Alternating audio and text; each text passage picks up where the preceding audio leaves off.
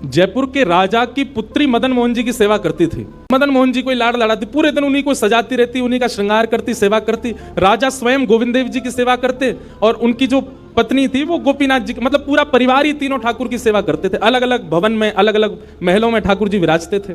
तो राजा की पुत्री का विवाह हुआ करौली राजस्थान में, जहां मदन मोहन जी अभी विराजते हैं। तो राजा की पुत्री का जब विवाह हुआ तो पुत्री से राजा ने कहा, बिटिया ये बताओ, तुम्हारा विवाह है, तुमको हमने सब दिया, लेकिन फिर भी तुम्हारी कोई इच्छा हो तो मांगो। उसने कहा, पिताजी मुझे सबसे ज्यादा प्रेम श्री मदन मोहन जी से है, मदन मोहन जी को मैं ले जाऊं अपने साथ, इनको नहीं दे सकता। मैं वृंदावन से मुगलों से बचा करके इनको लेके आया हूं, पर इनको देख करके मेरे प्राण बचते हैं, तो जो मांगेगी सो दे दूंगा। पर मदन मोहन, राजा की पत्नी ने भी कहा, अब इतनी कह रही है तो आप दे दीजिए ना, हमारे पास 2 ठाकुर हैं, इनकी सेवा हम करेंगे विस्तार से, और वैसे भी मदन मोहन जी की पूरी सेवा बचपन से उसने ही की है। तो राजा ने एक प्रस्ताव रखा, बोले अच्छा पुत्री एक काम करते हैं। बोले क्या? तेरी आंख पे पट्टी बांधूंगा और आंख पे पट्टी बांध करके मदन मोहन जी जैसे 7 स्वरूप तेरे सामने खड़ा करूंगा, जिनमें से 6 स्वरूप जो होंगे वो मैं बनवाऊंगा और 1 स्वरूप वास्तविक मदन मोहन जी होंगे। आंख पे पट्टी बांध करके तुझे स्पर्श करके अगर तूने असली मदन मोहन जी को पहचान लिया तो मैं ये मान जाऊंगा कि तू नहीं, ठाकुर जी तेरे संग जाना चाहते हैं। राजा ने महाराज कारीगरों को बुलवाया और मदन मोहन जी के डिट्टो कॉपी 6 स्वरूप बनवाए, और 6 स्वरूप बनवा करके मदन मोहन जी सहित 7 स्वरूपों को खड़ा किया। पुत्री के आंख पर पट्टी बांध दी, एक जैसा इत्र, एक जैसी पोशाक, एक जैसा मुकुट, एक जैसा श्रृंगार, सब कुछ बिल्कुल एक जैसा। अब तू इनमें से जो 7 में से पहचान लेगी, अगर असली तूने पहचान लिए तो मैं तेरे संग भेज दूंगा। उसने हाँ तो बोल दिया, लेकिन वो कांपने लगी, घबराने लगी कि वो रात्रि में जब सोई, अगले दिन परीक्षण होना था, तो रात्रि में जब सोई तो बहुत रोई और ठाकुर जी से कहने लगी, नाथ मैं आपसे बहुत प्रेम करती हूं, मैं आपके बगैर नहीं रह सकती, नहीं मैं आपको नहीं पहचान पाई, मेरे तो प्राण ही निकल जाएंगे, विदा होना तो बहुत दूर की बात है। रुदन करते करते करते करते, बंधुओं एक मेरी बात बहुत ध्यान से सुनिएगा, कभी ठाकुर जी के विरह में यदि आपके अश्रु नहीं आए हैं ना, तो अभी आप भक्ति के भाव से बहुत दूर हो। विरह है, अगर वो आपके चित्त में कभी ठाकुर जी के लिए नहीं आया है तो अभी आप बहुत पीछे छूटे हुए हो।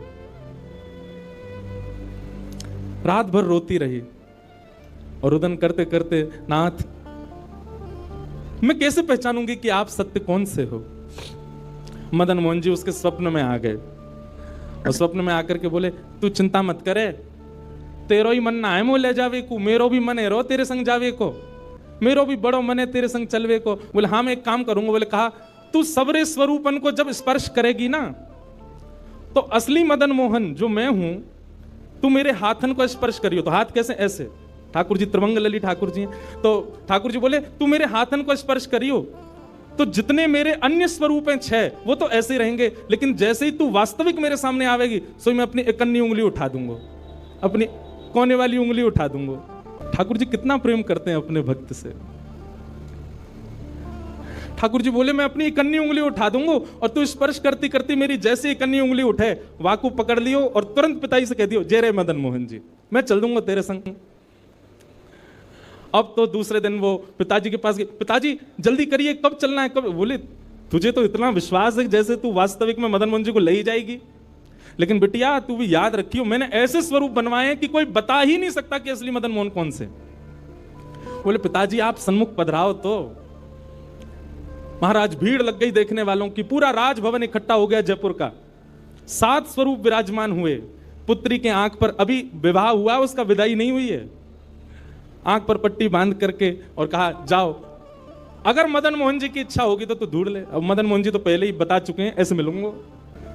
उसने जाकर के जैसे स्वरूप स्पर्श करने प्रारंभ किए, पहला बोले ये नहीं है, दूसरा स्पर्श किया, ये भी नहीं है। ठाकुर जी खड़े थे 5वीं पंक्ति में, 5वें वाले थे। तीसरे स्पर्श किए, बोले ये भी नहीं है। चौथे किए, बोले ये भी नहीं है। जैसे ही 5वें का स्पर्श किया और मुखमंडल का स्पर्श किया, गले का स्पर्श किया, वक्ष का स्पर्श कर, जैसे ही ठाकुर जी की भुजा पकड़ी, सो ठाकुर जी ने अपनी कन्नी उंगली हिला दी और जैसे ही कन्नी उंगली हिलाई, उसने तो, पिताजी यही है मदन मोहन जी। आहा, राजा के तो नेत्रों से आंसू गिर गए, चरणों में गिर गए, उठ करके अपनी बिटिया को गले से लगा लिया, कान में बोले, बोले मैंने कन्नी उंगली हिलते हुए देख ली, मुझे ये बात पता चल गई है कि भैया तेरी जिद नहीं है इनको ले जाने की, इनकी भी जिद है तेरे संग जाने की। और महाराज गाजे बाजे रथ में आरूढ़ करके श्री मदन मोहन लाल जी करौली राजस्थान को प्रस्थान किए। बोलो मदन मोहन लाल की। मदन मोहन को रूप निरख के श्री वृंदावन मेरो। ये भैया ऐसे ही भजन नहीं बना है, ये ऐसे ही आपके झूमने के लिए कीर्तन नहीं, ये पूरा वृंदावन समाविष्ट करवा दिया हमारे गिरधरलाल जी ने एक ही पद में। पूरा वृंदावन विराज रहा है।